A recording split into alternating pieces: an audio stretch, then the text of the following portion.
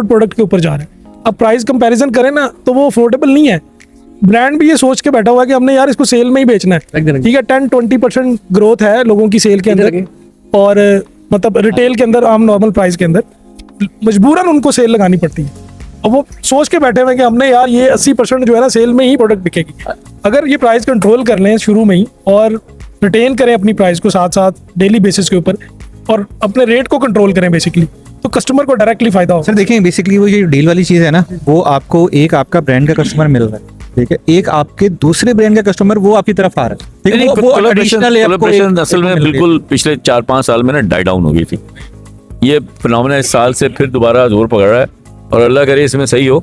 लेकिन जो जमील साहब जो बात करें ना, वो ये था कि हम एक्स्ट्रा इन्वेंट्री डेवलप कर रहे थे, ठीक है ना। अब हम वो नहीं कर रहे। अब हम मार्केट की या हमारी अपनी जितनी ज़रूरत है ना, प्रोडक्ट उतना बना रहे हैं ताकि जो वैल्यू रिटर्न है ना प्रोडक्ट की, वो आने शुरू हो जाए।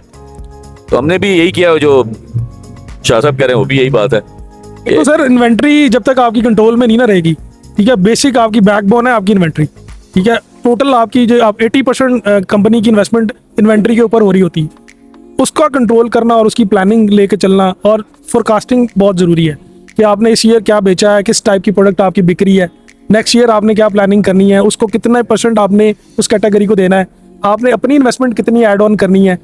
कुछ लोग हैं एक्सपेरिमेंटल बहुत कुछ कर जाते हैं, ठीक है, वो समटाइम क्लिक हो जाता है, लेकिन वो अगर आप रूटीन में अगर देखें तो वो क्लिक होने वाली कहानी नहीं होती उसके अंदर। मेरा एक सवाल है, जी ये बताएं कि अब प्राइस मेंटेन करना क्या सारा 100% हमारे कंट्रोल में है? क्या आपको नहीं लगता कि एक सर्टेन प्राइस अब हमें मेंटेन करनी पड़ेगी ताकि हम उस टीयर के ब्रांड में रहें? अगर हम उससे नीचे आ जाते हैं, फिर हम उस टीयर के ब्रांड ही नहीं रहते, फिर तो हम होलसेल या इस तरह में रहते हैं। तो उसमें देखें समटाइम दो चीजें हैं फैशन ब्रांड के अंदर, एक तो है आपकी प्राइस, सेकेंडली है आपका फैशन ट्रेंड। समटाइम ऐसी प्रोडक्ट मैं बना रहा हूँ जो किसी के पास नहीं है, उसमें फिर मुझे पता है कि यार ये मैं अपनी मर्जी की प्राइस, ठीक है, और अगर मैं कॉपी पेस्ट करूंगा लोगों को तो मैं कभी भी प्राइस नहीं ले सकता, ठीक है। ये दो चीजें हैं फैशन ब्रांड। पाकिस्तान के दो बड़े ब्रांड प्राइस वार में आ गए ना। देखिए उन्होंने क्या किया, उन्होंने मिड टियर के ब्रांड से उनको चोक कर दिया।